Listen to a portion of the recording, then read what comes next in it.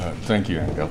Appreciate it. I've been informed that we ran out of packages to hand out to you. There are more people here than we thought were going to be here, so we'll deliver them to your offices after the hearing. The last speaker is Paul McIntosh. He's the Executive Director of the California State Association of Counties, representing the 58 counties in California. His background is in county administration and management, and has been the county manager or administrator for more counties than I can remember, but some of them include El Dorado, California, Mojave, Arizona, Hernando County, Florida, and Butte County, California. So he's got a good broad experience beyond just California. Paul? In other words, I can't keep a job. Good morning. I apologize in the beginning if I'm a little groggy. It's like 5:30 in the morning to me or something like that.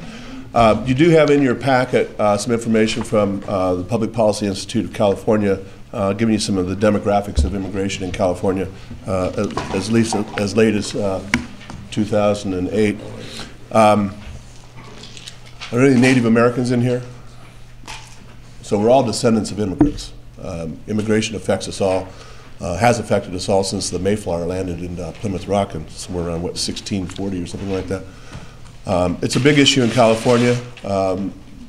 California is the home to the most immigrants in the United States. I think it's like 27% of the immigrant population in the United States resides in California, both legal and illegal. 70% of immigrants in California are either naturalized citizens or they have visas. So they're here legally. They're working. They're raising producing taxes, but they're also utilizing services. 9.9 million people living in California were born outside of the United States.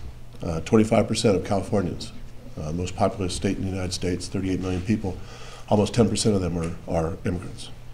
Counties with the highest percentage of immigrant populations are Santa Clara County in the Bay Area, San Francisco, and Los Angeles. Santa Clara, 36% of the population is immigrants.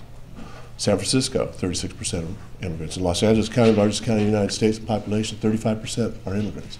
There's 6 cities in Los Angeles County where the majority of the population of those cities are immigrants, over 50%. How many people are in here representing California or work for California representatives? Bueno, good. Undocumented immigrants, though, are also a big impact in California. Public Policy Institute estimates that 2.8 million undocumented immigrants reside in California. 2.8 million people undocumented living in California. Approximately a quarter of the nation's undocumented immigrants live in California. Approximately 1 in 11 workers in California is an undocumented immigrant. Now, in California, counties provide, we're the administrative arm of the state in providing social services and health services to all citizens. But immigrants, both legal and illegal, qualify for those programs. And so we provide cash assistance and food assistance to legal immigrants who are barred from receiving services under federal law. Typically, those individuals have been in the United States less than 5 years and they don't qualify for federal programs. So the state of California provides those services to those legal immigrants. And counties administer these programs. Cash Assistance Program for Immigrants, or CAPI, and the California Food Assistance Program, CFAP, provide cash assistance to approximately 12,000 immigrants who are age, blind, or disabled who do not qualify for SSI or SSP due to their immigration status. CFAP provides benefits to approximately 22,000 legal immigrants. California created the CAPI and CFAP in 1997 to care for elderly, blind, and disabled immigrants who no longer qualify for SSI, SSP, and immigrants that no longer qualify for food stamps as a result of changes that were made as part of federal welfare reform. So when the federal government made changes, it impacted the state of California, and the states stepped forward and provided those benefits to those individuals. We'll spend about $120 million on these safety net services in 2009 and 10. These are state-funded programs, but if the state determines, due to its budget crisis, which is severe, to eliminate those programs, many of those individuals could fall to the responsibility of California's counties. In California, counties are the providers of last resort under state law, and if they don't qualify for any other program in the state or federal government, they qualify for general assistance at the local level, which is a 100% county impact. Health services, California counties are required to provide health services to medically indigent adults. Counties fulfill this obligation in a variety of ways. Some have hospitals, Some contract with private providers and facilities, and some utilize the county and contract with private entities. Each county sets its own eligibility standards and service levels. Local policies on serving undocumented immigrants vary by county. Some California counties provide services to undocumented immigrants through their hospitals. Counties that own and operate hospitals and clinics provide services to legal immigrants, and under federal law, county hospitals cannot turn away emergency patients. Legal immigrants are eligible for full-scope Medi-Cal benefits. Those emergency services, pregnancy, long-term care, breast and cervical cancer treatment are covered by benefits under Medi-Cal.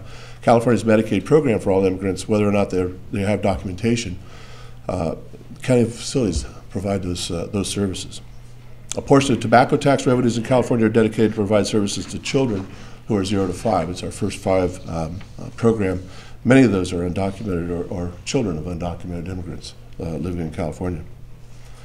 County public health departments are responsible for protecting the health of the entire community with immunizations and other services, regardless of legal status. And, so it's a big issue to California's counties.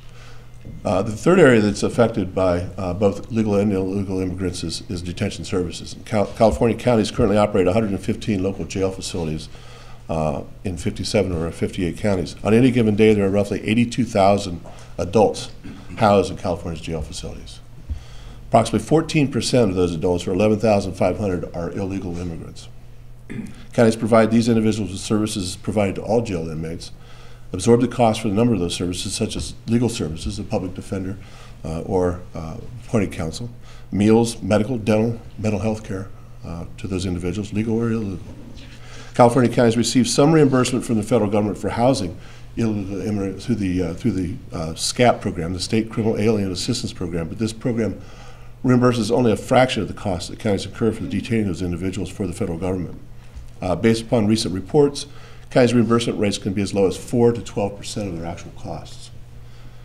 Our Governor Schwarzenegger, recently noted that in fiscal year 9-10, California is expected to spend about $970 million in incarceration of undocumented felons. And for fiscal year 10-11, the state will receive about $90 million in federal funds for this population, or only less than 10% of the cost of the state of California providing the services. So immigration is a big issue. California is heavily reliant upon both documented and undocumented aliens as far as our workforce is concerned, especially in our migrant population, our agricultural industry in the Central Valley. But at the same time, it has a big impact on California and California's counties as well. And we look to the federal government to help step up because the federal government is responsible for those individuals. So I'm happy to answer questions. Thank you. Great.